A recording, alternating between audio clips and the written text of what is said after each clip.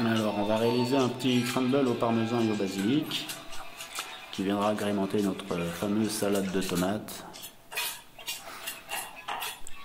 Qui dit crumble au parmesan dit parmesan. C'est un crumble tout à fait classique de sablé. On va dire un tiers parmesan, un tiers farine, un tiers beurre.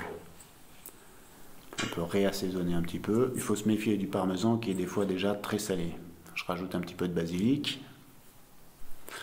On mélange simplement, histoire d'avoir une consistance de pâte sablée assez farineuse quand même.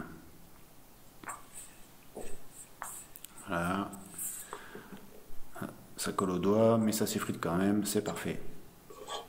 Je me dispose ça sur une tourtière, le plus simplement du monde, et au feu.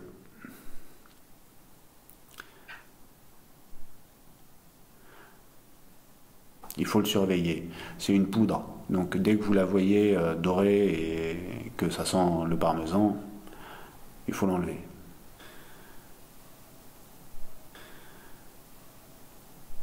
Pour faire une salade de tomates, il faut des tomates. Alors là, j'ai ramassé ça dans le potager.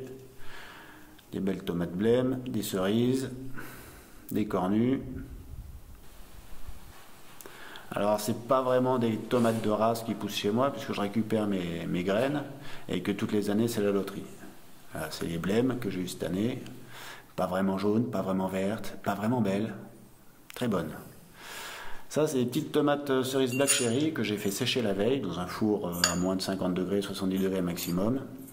Je les ai fait réhydrater dans de l'eau, épluchées et mises à infuser dans de l'huile d'olive. Cette huile d'olive me sert à assaisonner les tomates.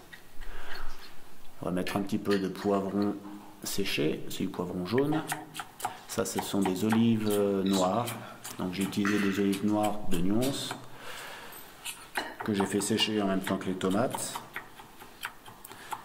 histoire de pouvoir les hacher et avoir un condiment très parfumé. Nos tomates crues ont été assaisonnées avec nos tomates séchées réhydratées. On les dispose assez joliment dans l'assiette. Un peu de poudre d'olive, 2 morceaux de crumble au parmesan et basilic. Voilà, je rajoute quelques plus de basilic ramassé fraîchement. Un peu de ciboule, qui est une échalote perpétuelle. Une cuisine très simple, très goûteuse. On va rajouter le gras avec notre caillé qui a été aromatisé au basilic aussi, celui-ci.